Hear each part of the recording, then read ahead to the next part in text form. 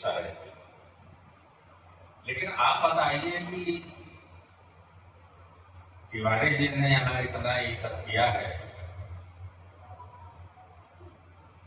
तिवारी बाबा के नाम से, जगत गुरु महाराज के नाम से लाइट लगी है, हरी लगी है, पीली लगी है, चमक रहा है, दमक रहा है,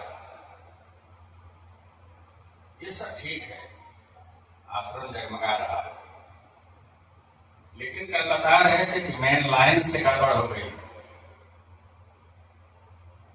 जब मेन लाइन से गड़बड़ हो गई तो चमक दमक समाप्त नहीं, समाप्त हो गई। ये चमक दमक नहीं रही क्योंकि मेन लाइन से तार जुड़ा नहीं, गड़बड़ हो गया। ऐसे ही अगर हमारे परिवार की चमक दमक है, हमारी चमक दमक है, समाज में नाम जो हम पैदा कर रहे हैं, तो हम ये भूल के कर रहे हैं कि हमारे कमाई से हो रहा है, हमारे परिश्रम से हो रहा है। यही अज्ञानता है। कितना भी बड़ा अच्छा विद्वान हो, वक्ता हो, सब कुछ हो, लेकिन उसके पास यह संपत्ति न हो, सारी संपत्ति का उपादेयता जो है, अधिष्ठाता जो है, परमात्मा।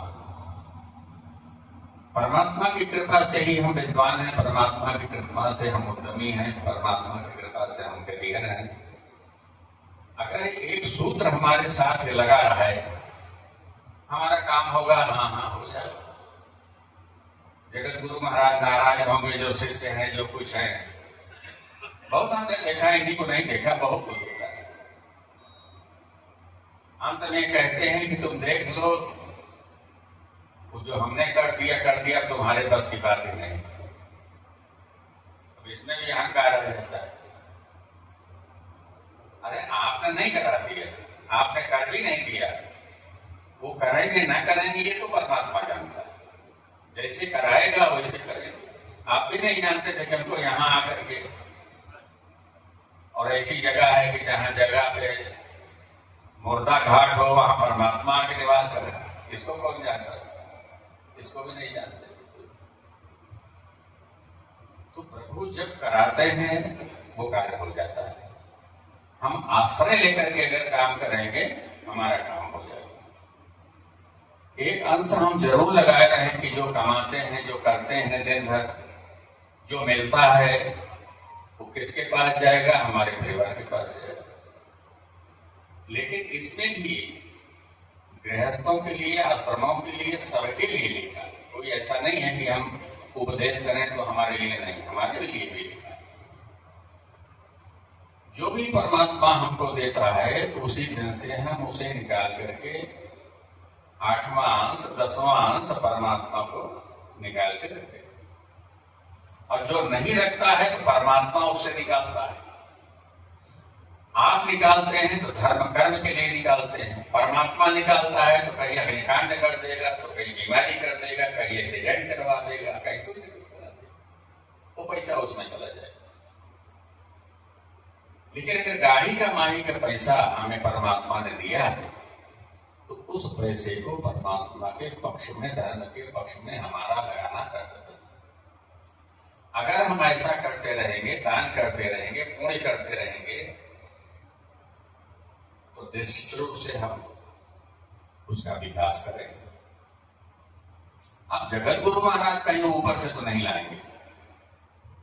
जितने भी धार्मिक भक्त हैं, जितने भी यहां से जुड़े हैं या जुड़ेंगे, तो वो ये जानते हैं कि क्या करना है इनको। जो व्यक्ति आपके स्वभाव को जान लेगा, आपके प्रभाव को जान लेगा, फिर उसे पूछने की जरूरत नहीं, उसे शंका की जरूरत नहीं। वो तुरंत समझ जाएगा कि इनके पास आएगा तो ये काम कर देंगे, ऐसा लुटा देंगे, ऐसा करवा देंगे, विद्वानों को बुला देंगे। अब विद्वानों के अंदर एक क्षमता है, जैसे नारायण है तो नरो नारायण प्रसिद्ध चौरा कथिता पृथ्व्याम। हम नारायण नारायण का जाप करते हैं। मंत्र भी मिलता है तो अष्टाक्षर मंत्र जो मिलता है, हमारे वैष्णव लोग जो देते हैं, मंत्र भी यही देते हैं। लेकिन अगर उनसे पूछा जाए कि इसका अर्थ क्या होता है, कहते हैं हम जानते तो कुछ नहीं, लेकिन अब गुरु जी ने मंत्र दे दिया है तो एक माला जप लेते। अर्थ के सही अगर उसे हम जानेंगे तो प्रभाव भी पड़ेगा, श्रद्धा भी बढ़ेगी, कल्याण भी होगा। भगवान कहते हैं कि जो हमको स्मरण करते हैं, जो हमारा नाम लेते हैं, हम उनसे कुछ कहते नहीं, लेकिन दरिद्र लोग कौन है? दरिद्र लोग ये है कि बस एक बार नाम लिए नहीं कि आपका परिचय हुआ नहीं, महाराज जी सब ठीक है। अब बताइए महाराज तो भगवान के पीछे पड़े, उनसे क्यों पूछ रहे हो कि ठीक है कि नहीं ठीक? आप अपनी बात बताइए ना कि आप ठीक है कि नहीं ठीक। अरे भाई जो संसार से जुड़ा है वो पूछे कि ठीक है कि नहीं ठीक, लेकिन जो परमात्मा से जुड़ा है उससे आपका पूछने की क्या अधिकार है? वो तो ठीक है ही है।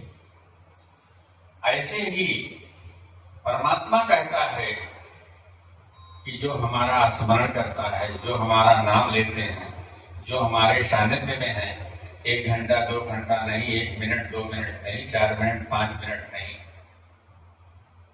देखो ये चाहे 1 घंटा जलाओ चाहे 2 घंटा जलाओ, लेकिन अगर मेन लाइन से ये जुड़ा नहीं कि जला दे,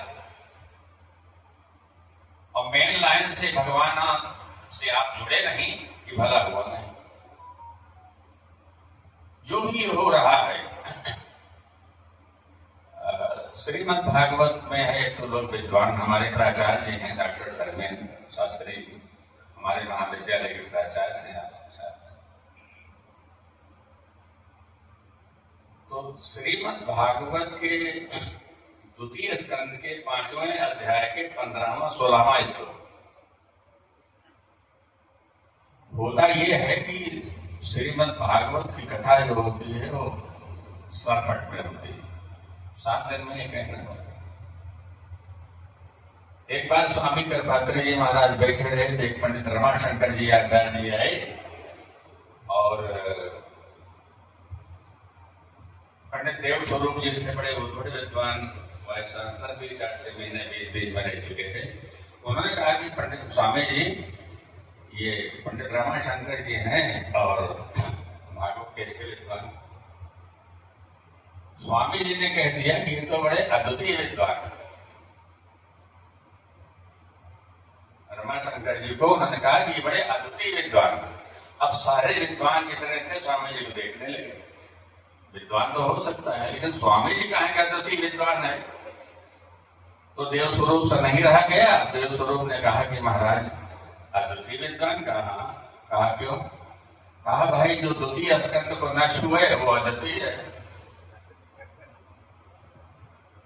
अध्यात्म है, द्वितीय स्कंद में तो केवल अध्यात्म है।